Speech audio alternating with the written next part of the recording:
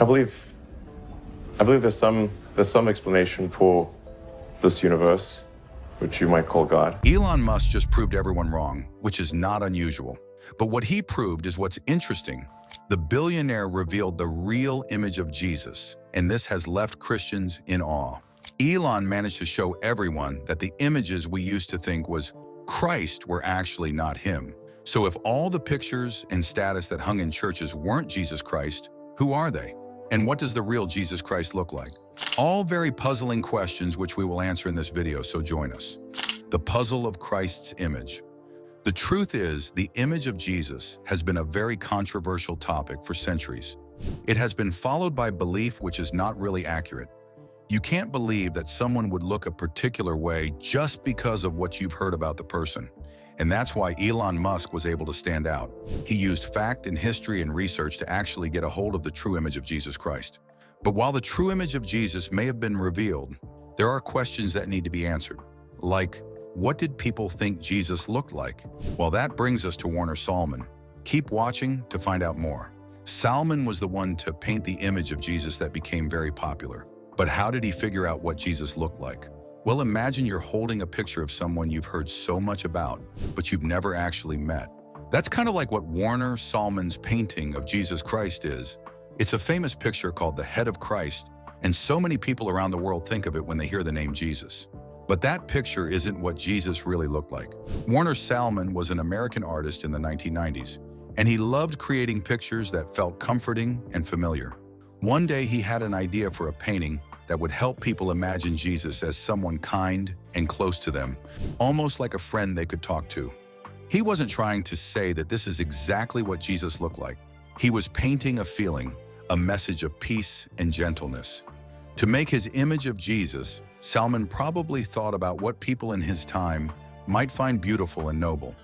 He gave Jesus soft, glowing hair and a calm face that looked very peaceful. But here's the thing.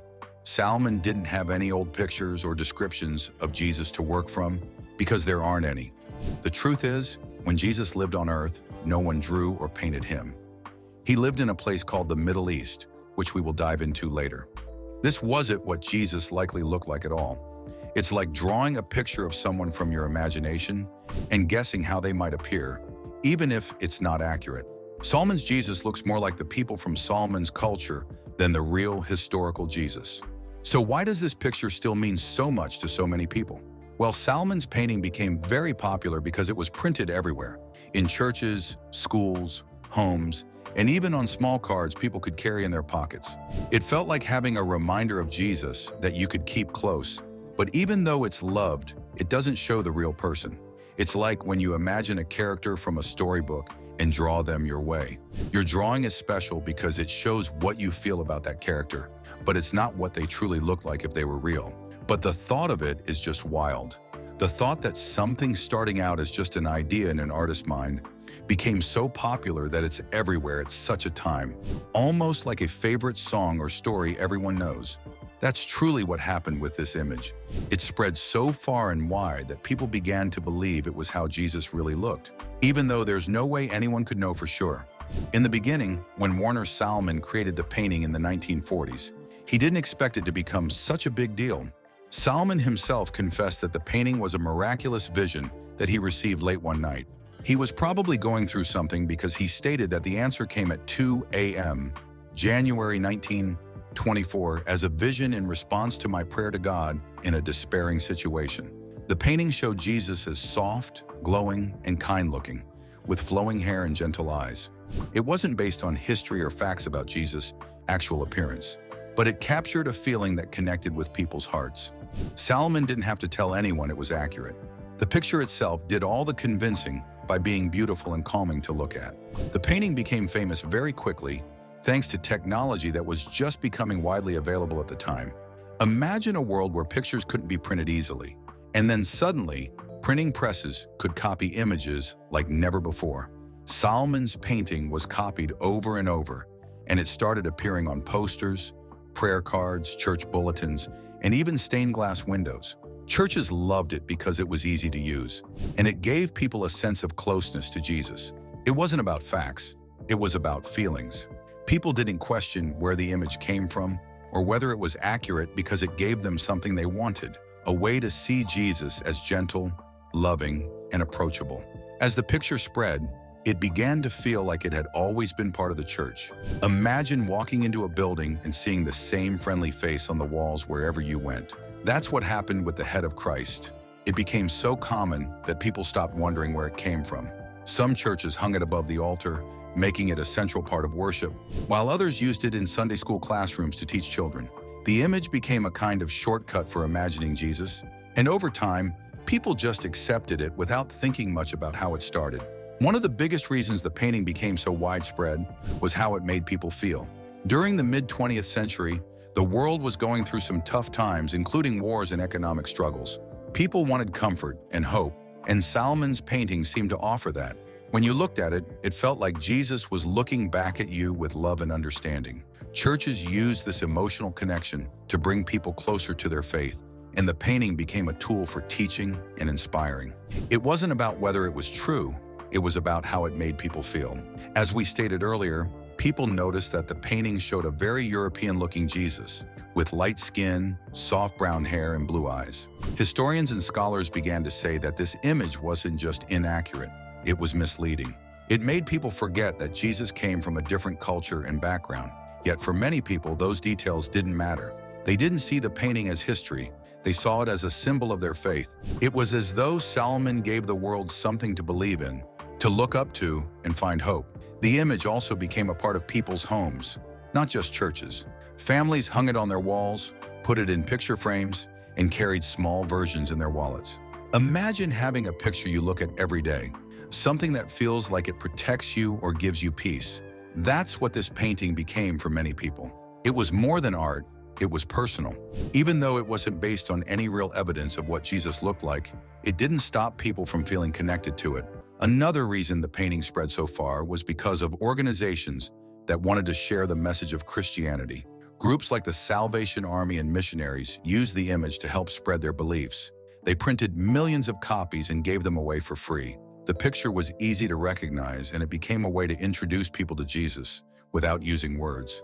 The image was so simple and clear that it crossed language barriers, which made it perfect for sharing with people all over the world. Even in places where people didn't know much about Christianity, they began to associate this picture with Jesus. As time went on, though, some people started to question the painting's impact. They wondered if it was a good thing to have such a specific image of Jesus when no one knew what he really looked like. Was it okay for people to think of Jesus as looking European when he wasn't?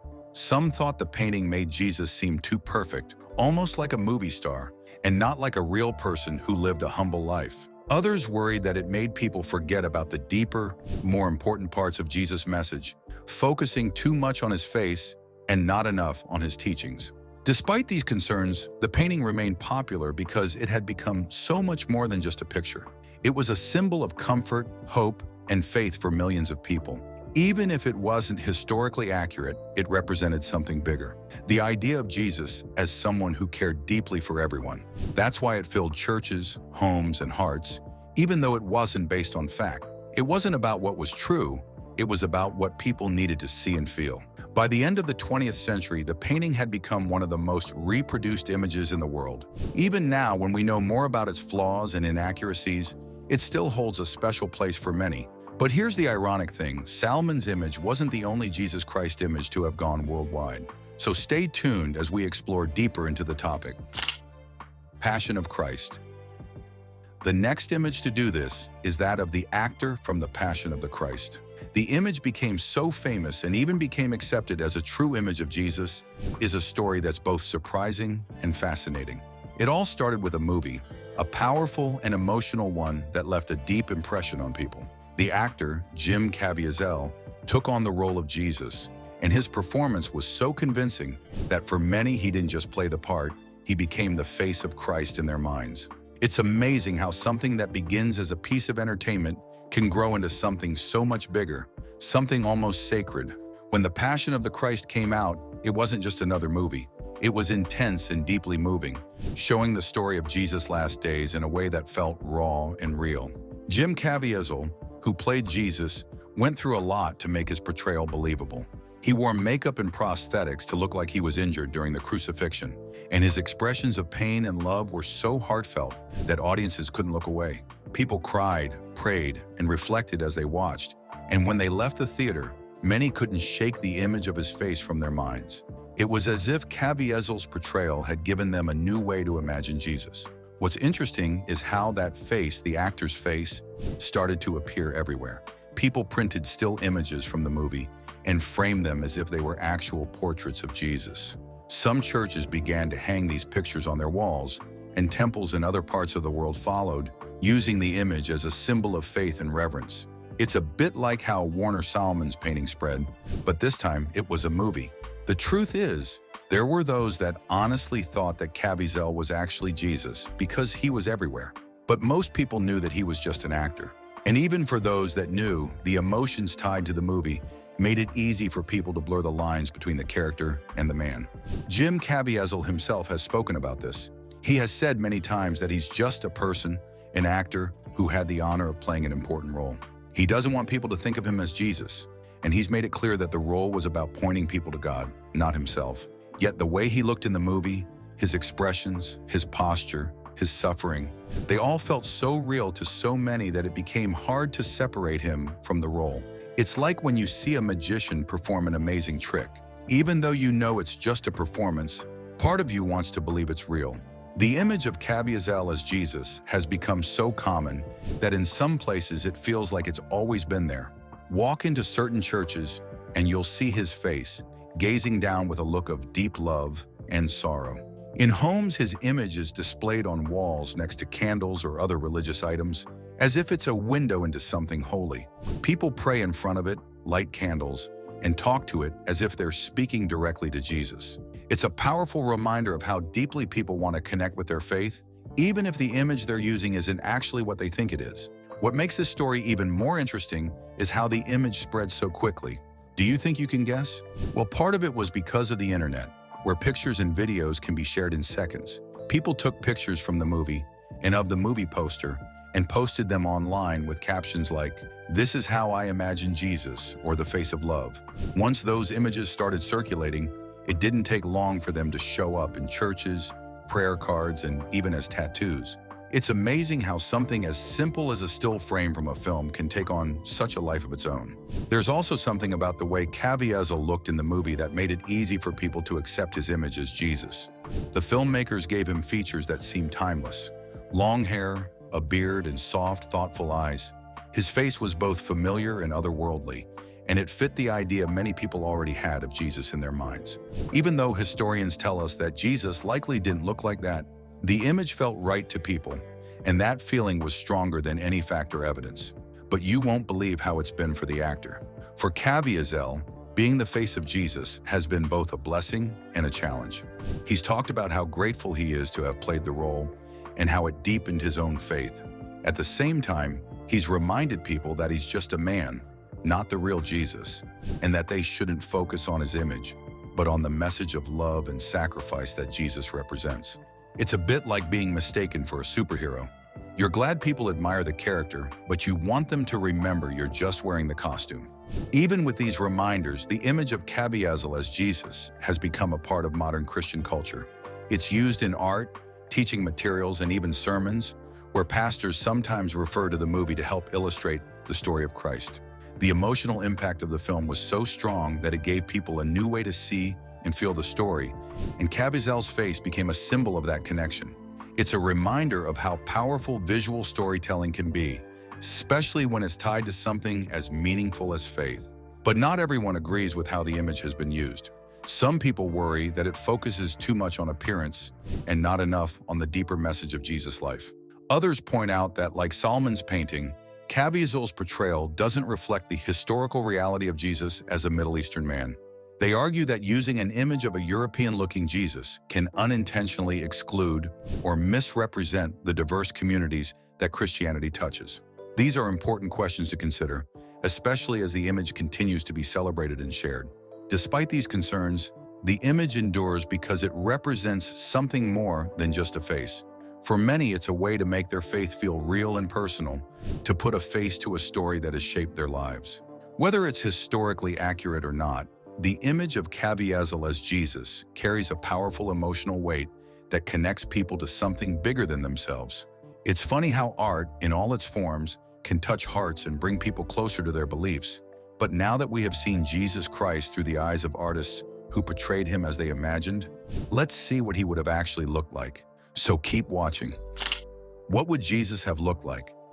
Imagine if you could go back in time, thousands of years, to meet Jesus Christ in person. What do you think he would look like? Forget about everything you've seen in movies and all the paintings you've seen. What would he really look like? Well, if you really went back to the time and place where Jesus lived, you might be surprised. What Jesus actually looked like was probably very different from what many of us picture today. To start with, Jesus was a Jewish man who lived over 2,000 years ago in a region called Judea, which is in the Middle East. The people there at that time didn't look anything like the pictures or movies many of us have seen. They had dark skin, dark hair, and dark eyes, features that were common among people from that area. Jesus would have blended in with his community, looking like an ordinary man of his time. He wasn't taller or more striking than others, and the Bible even hints at this. It says in Isaiah chapter 53 verse 2 that there was nothing special about his appearance that would make people notice him. That means Jesus probably looked like any other man you might see walking through a busy marketplace in the Middle East during his time. Now think about his life. Jesus wasn't a king or someone who lived in a palace. He grew up in a small village called Nazareth, working as a carpenter with his earthly father Joseph. Carpentry back then wasn't just about building things. It was hard, physical labor. Imagine lifting heavy wood, using basic tools, and working outside under the sun. This means Jesus would have been strong, with rough hands from years of manual work. His skin would likely have been weathered by the sun and wind, not pale and smooth like we see in some paintings. He was a man who knew what it meant to work hard. Jesus also spent a lot of time walking. He didn't have a horse or a chariot to carry him from place to place. He and his disciples traveled on foot, sometimes long distances, through dusty roads and rocky hills. His feet would have been tough and probably dirty from the journey. This gives us another clue about what he might have looked like. He wasn't someone dressed in luxurious clothes or soft sandals. He would have worn simple garments, likely made of coarse wool, and practical sandals suited for long treks. Let's think about his hair and beard. In most pictures, Jesus is shown with long, flowing hair that looks perfectly brushed. But in reality, Jewish men at that time didn't typically wear their hair that long. It would have been shorter and easier to manage, especially since Jesus lived in a hot climate where long hair might have been uncomfortable. His beard, too, would have been natural and unstyled, just like other men of his time. He didn't have access to fancy grooming tools, so his appearance would have been simple and practical, reflecting his humble lifestyle. Here's one of the most interesting things we've learned about what Jesus might have looked like comes from studies of ancient skulls found in the region where he lived. Scientists and historians have used these skulls to create models of what an average Jewish man from that time might have looked like. These models show a man with a rounder face, a broad nose, and dark eyes. He would have been about 5 feet 5 inches tall, which was the average height for men in that region and era. This might seem short by today's standards, but it was completely normal for his time. Another important detail is his clothing. Jesus didn't wear the long, flowing robes with bright colors that we often see in movies or paintings. His clothes would have been made of simple, undyed wool, likely in earth tones like beige or brown. He might have worn a tunic, which was like a long shirt with a cloak over it for warmth. His sandals would have been made of leather, practical and sturdy for walking long distances.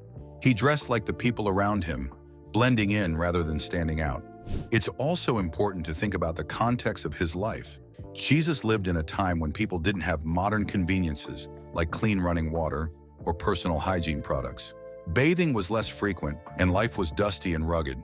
This means Jesus, like everyone else in his community, probably didn't look polished or pristine. But that doesn't mean he was unkempt. He lived a life of humility and simplicity, and his appearance would have reflected that. What's fascinating is how different this realistic image is from the one many people imagine.